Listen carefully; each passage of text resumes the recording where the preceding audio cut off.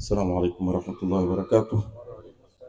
بسم الله الرحمن الرحيم. الحمد لله وصلى الله على سيدنا محمد وعلى آله وصحبه ومن والاه.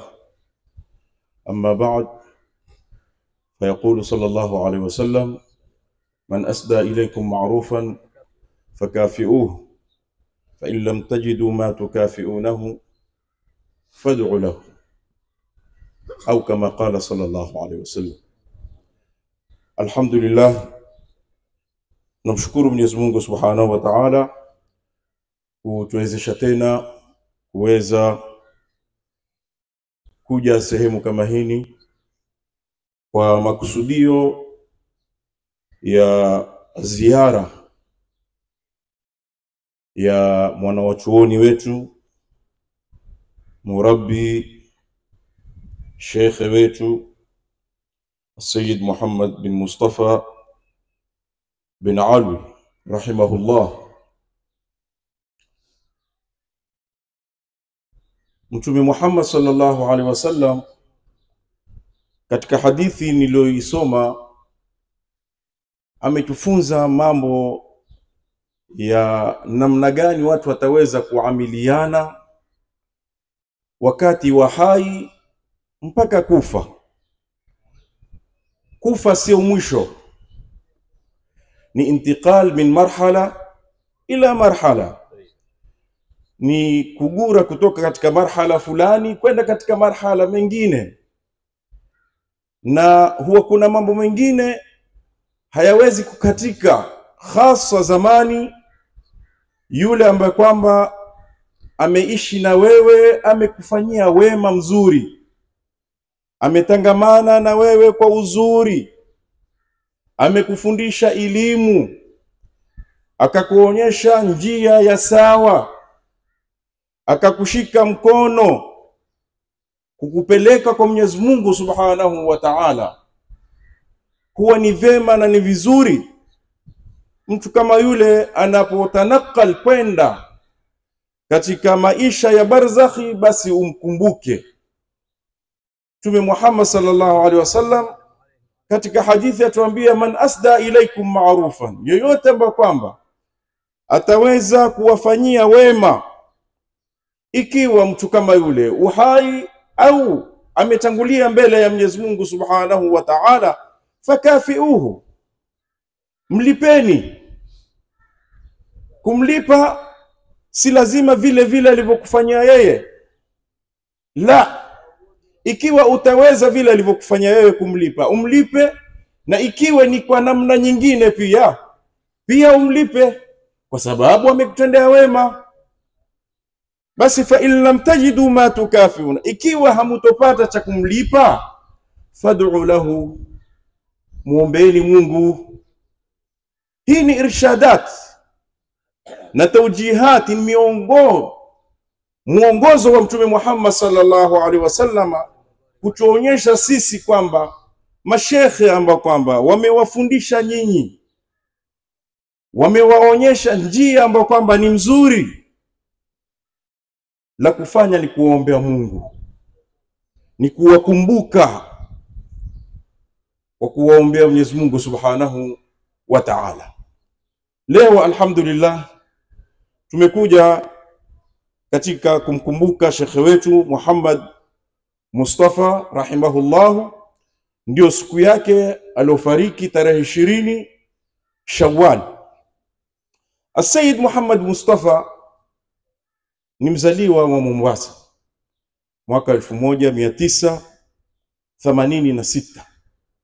Alizaliwa kwa nyumba ya babu yake ambaye ni Sayyid al-Habib Ahmad bin Mashhur bin Taha al-Haddad, hapo sehemu ya Bokoni Tijara pale, walbaitu mashhur, nyumba mashhuri ni yenye kujulikaniwa. Alizaliwa hapo na mama yake ambaye ni Ummu Hani, ambaye ni binti ya al-Habib Ahmad bin Mashhur. Alizaliwa hapo na akakulia hapo, na baada ya muda mdogo mama yake Mwenyezi Mungu akamkhitari akawa yuko katika ulezi wa babu yake kwa upande wa mama yake, ambaye ni nani? Ni Sharif Haddad, yani kwa maarufu leo Ahmad bin Mashhur. Huyu Sayyid Muhammad Mustafa tara'ara wa nasha'a fi hadha albayt, alikulia katika nyumba hii. Nani leo katika sisi na katika ulimwengu asiyemjua Al-Habib Ahmad bin Mashhur kwa kazi yake aliyoifanya ya da'wa na ilmu yake na mengineo yake ya khairi? Basi huyu ambaye tumemkusudia alikulia katika nyumba hii ya khairi. Walamma balagha ashuddahu, alipofikia katika miaka yake ya kiubarobaro tena, akawa ametalaki mabadi al-ulum kutoka katika nyumba hii, na akaendelea akajiunga na madrasatul abrar. Madrasatul abrar ambao ni maarufu iko Makadara kule, chini ya uongozi wa al-ustadh al-marhum Muallim Talib rahimahullah. Wote wametutangulia na Mwenyezi Mungu Subhanahu wa Ta'ala awarehemu. Akachukua mabadi ya kuchukua. Baada ya hapo Al-Habib akampeleka Mambrui kwenda kuchukua kwa Al-Habib al-Ustadh Muhammad bin Sharif Said al-Bidh katika Al-Ghanna al-Islamiyya. Akachukua akasoma kwa muda wa miaka miwili. Baada ya hapo akasafiri akaenda Shihri, kwanza Ribatu Shihri akasoma hapo, na baada ya hapo kwa miezi miwili mitatu ndio akaja sasa Tarimul Ghanna. Hii tarikhi ambayo naitoa kulingana na bikhatti yadihi, kwa mkono wake mwenyewe alituandikia. Hii ni tarikhi, yani tarikhi yake yeye mwenyewe alituandikia. Akasoma Ribatu Tarim. Ribatu Tarim, ndugu ambao tumehudhuria hapa, ukisikia wanawazuoni wa Yemen, aghlabia wanawazuoni wa Yemen, fuhul, rijal, jahabidha, wote aghlabia wametoka wapi? Ribatu Tarim. Kwa nikishangaa sana, tuko katika Jamiatul Ahqaf alfajiri tukikusudia, sababu taratibu za jamia najua nyinyi watu waingia saa 2 alfajiri, mzima hakuna chochote mpaka saa 6 mtoki jamia, si ndio? Alfajiri tukipatiliza sisi tukienda Ribatu Tarim. Unapoingia Ribatu Tarim utaona ajabu kubwa sana. Wanawazuoni wakubwa, wazee, watu wazima, wafanyaji biashara, kumejaa msikiti. Baada ya swala halakat ilmiya, halaka za kiilmu, tafsirul Qur'ani, fiqh, nahau. Si tukihudhuria katika nahau, watu wapenda sana kwa Al-Habib Taha. Basi kumejaa Ribatu Tarim. Katika maajabu tulioyaona ni kwamba wana wazuoni wakubwa mpaka tujiuliza waje kufanya nini hapa. Hao wana wazuoni ni maarufu katika ulimwengu. Al-Habib Umar bin Hafidh, utasema nini mbele ya huyu wewe? Lakini ukienda Ribatu Tarim alfajiri, uko mbele ya Habib Salim asoma tafsirul Qur'an. Hii ndio Ribatu Tarim namna ilivyo ila yaumina hadha, mpaka siku hii ya leo yaendelea kuwa namna hii. Almarhum Muhammad Mustafa akajiunga na Ribatu Tarim na akasoma kwa miaka 4 mpaka akamaliza. Manake kule wewe utaweza kusoma ukapewa ruhusa uende ukafanye ziara kwa watu wako, uregee tena mpaka ukubaliwe. Ukikubaliwa wapewa ijaza kwamba wewe umefanya nini, umekubaliwa. Na umekubaliwa sio kumkubali mimi na wewe mwanafunzi ambao hatuna mbele hatuna nyuma. Ukikubaliwa huko huwa umekubaliwa bimaana nini? bimaana alkalima. Haya, nenda sasa kwa muda wa miaka 4, ikiwa ni upande wa fiqh usiulize, upande wa tasawuf usiulize, upande wa nahau ndio usiulize kabisa. Hatari kweli kweli, hatari. Alfajiri hiyo inafanya mambo kweli kweli, hata ikiwa hutaki utataka. Alhamdulillah, akasoma miaka 4, akapatiwa ijaza kwamba bwana, sahihi, umekubalika ufanye nini, nenda ukafanye kazi. Na naam, almarhum akaja akarejea zake Mombasa. Sisi wakati huo tena ndio tuko mutawasita au tuko thanawi, ndio tumaliza na sisi taratibu zetu za huku Mombasa. Akaja Alhabib, baada ya kuja akaanza da'wa yake, akaanza da'wa, kuweka halakat kwenye nyumba ya babu yake. Mwenyezi Mungu Subhanahu wa Ta'ala akamwafikia, akaasis madrasatul faqih al-muqaddam, akaasis madrasatul faqih al-muqaddam, ikifunguliwa kwa mkono wa Al-Habib Umar ibn Hafidh, ikaasisiwa madrasatul faqih al-muqaddam. Mwenyezi Mungu Subhanahu wa Ta'ala akajalia al-faqir Muhammad Umar kawa ni katika walimu wa kwanza kushirikiana na yeye. Na katika tarikhi mara nyingine huwa kuna wazee wanaifahamu zaidi lakini hawataki kujitokeza, kama mzee wetu Sheikh Ahmad bin Isa, ana taalluqi kubwa sana yule Al-Amudi, kuanzia babu yake mpaka na yeye Sayyid Muhammad Mustafa. Kupitia pale ndio tukapata Hamzatul Wasli, tukawa na sisi tuna itisali kubwa na Sayyid al-marhum Muhammad Mustafa. Tukaanza kazi ya da'wa madrasatul faqih al-muqaddam, pamoja na matatizo yote na mitihani, mara kutanakal kutoka hapa. Kuna siku moja tumekuja saa 2 madrasa, tukija tumefungiwa madrasa. Allahu musta'an. Kija tumefanya nini? Wanafunzi wamekuja kwa Muhammad al-Jahdham, wakumbuka Imran Ibrahim, wakumbuka, tumefungiwa madrasa. Nini madrasa? Ishabadilishwa shule jamani, watu wataka sinti bwana, hivi wataka kusoma. Haya, tufanyeje? Twendeni nyumbani kwangu, twendeni nyumbani kwangu. Hapo tukachukuana, tukafanya nini?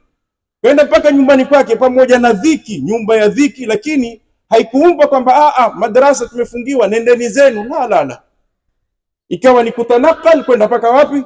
Mpaka nyumbani, na masomo tukaendelea kama kawaida kwa muda tena fulani, mpaka tukapata pahali pengine ambao ni msikiti wa Barawa pale msikiti wa Barawa.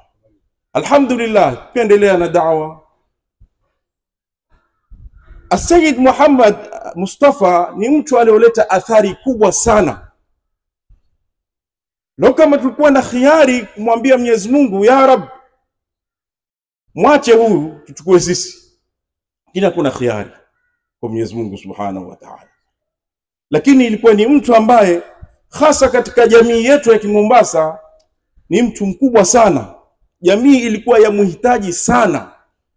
Sisi leo hatujakosa watu wa kutusomesha. Kuna watu wana fani nyingi sana, kuna watu watabahar katika elimu sana. Kitu ambacho kwamba tumekikosa sisi, tumekosa wenye kutushika mikono yetu kutupeleka kwa Mungu. Waki yetu ya Mombasa, na hasa hizi zama letu za mitandao na nini, ndio kumeharibika kabisa. Hatuna wenye kutushika mikono. Nikina nani wenye kutushika mikono kutupeleka kwa nani? Kwa Allah. Kuwaona watu yani ile mujarrad, inna lillahi ibadan idha ru'u dhukira Allah, ile mujarrad kumuona mtu wamkumbuka nani? wamkumbuka Allah subhanahu wa ta'ala. Hawa ni watu ambao kwamba tawahitajia leo sisi. Basi alikuwa almarhum ni mmoja katika wao. Madhahari yake, muamala wake, ilmu yake, basi ukikaa na yeye ni kukupeleka kwa nani? Kwa Mwenyezi Mungu subhanahu wa ta'ala. Yeye ni kukufungamanisha na Mtume Muhammad sallallahu alaihi wasallam. Yeye ni kukufanyia taalluq na watu wema, ilikuwa ndio kazi yake. Na naam, kwa muda ambao kwamba tuliokaa na yeye miaka minne tu, athari tuliiona, athari kubwa, hasa kwa mabarobaro Mombasa. Ni wangapi na wangapi katika mabarobaro? Kumbuke mabarobaro hawa wanasoma shule, wana fikra tofauti. Mabarobaro wana fikra tofauti, wamesoma shule, vyuo vikuu na lakini kwa miaka minne akaweza kuleta athari kubwa sana. Mabarobaro wale kama wale ukiwaangalia, wallahi waona kwamba hapa kuna khairi kubwa sana. Na ile athari alhamdulillah mpaka leo imefanya nini? Imebakia. Mungu awajazi khairi na awajalie na ibaki athari kama ile ila an takuma as-saa insha Allah. Akafundisha miaka minne. Baada ya miaka minne akagonjeka, akawa mgonjwa. Sayyid almarhum Muhammad Mustafa kwa mitihani ya maradhi na mengineo akalazwa hospitali. Tulikuwa katika mwezi wa Ramadhani, tusikia habari, tunaenda kumwangalia hospitali, kaswali Eid. Baada ya kuswali Eid Shawwal, nakumbuka ilikuwa ni katika masiku ya kufungua madrasa hasa, sababu 12 tulifungua madrasa. Baada ya wiki moja na enda madrasa kwenda kufundisha pale msikiti wa Barawa, nikakutana na al-Ustadh Ibrahim. Al-Ustadh Ibrahim, Mwenyezi Mungu ampatie afya, Mungu amhifadhi. Huyu mzee tumuombeeni Mungu. Mungu sana mzee Ustadh Ibrahim. Ni kiungo kikubwa sana na kunao siri kubwa sana pale. Mungu atupatie baraka zake insha Allah. Nimefika madrasa pale pamoja na wanafunzi, mara niita na mimi Ustadh Muhammad Mustafa Mifahnin amefariki. Ilikuwa ni Shawwal tarehe 20. Asema alhamdulillah, la naqulu illa ma yurdi illa ma yurdi. Nisikitiko, umri mdogo, tutarajia mengi sana. Mimi binafsi nilikuwa natarajia mengi sana. Vitabu vingapi nimemaliza kwake, miongozo mingapi nimepata kupitia kwake, taalluqi ngapi nimepata kupitia kwake, nyingi sana. Na ilikuwa natarajia na kutarajia, ikawa ni jambo la kuridhia. Mwenyezi Mungu Subhanahu wa Ta'ala mwenyewe amelifanya, na yeye mwenyewe ajua zaidi kutuliko sisi. Akafariki siku hiyo ya tarehe 20 katika mwezi wa nini? Mwezi wa Shawwal. Mwenyezi Mungu Subhanahu wa Ta'ala amrehemu, amweke pamoja na wema insha Allah, na atupatie baraka zake. Mimi nilikuwa nimeamka hapa kidogo kutoa tarehe, na tarehe yake ni ndefu na vitabu viko. Al-akh al-Ustadh Yaqub Doktor hapa amejaribu kuandika, kwa hiyo yote ambao kwamba ataka tarehe yake ataweza kumfuata na kupata nuskha sahihi insha Allah. Tutampisha Sayyid Muhawar tupate mawili matatu na yeye. Baada ya hapo insha Allah atakufuatia insha Allah. Tafadhal, barakallahu fik.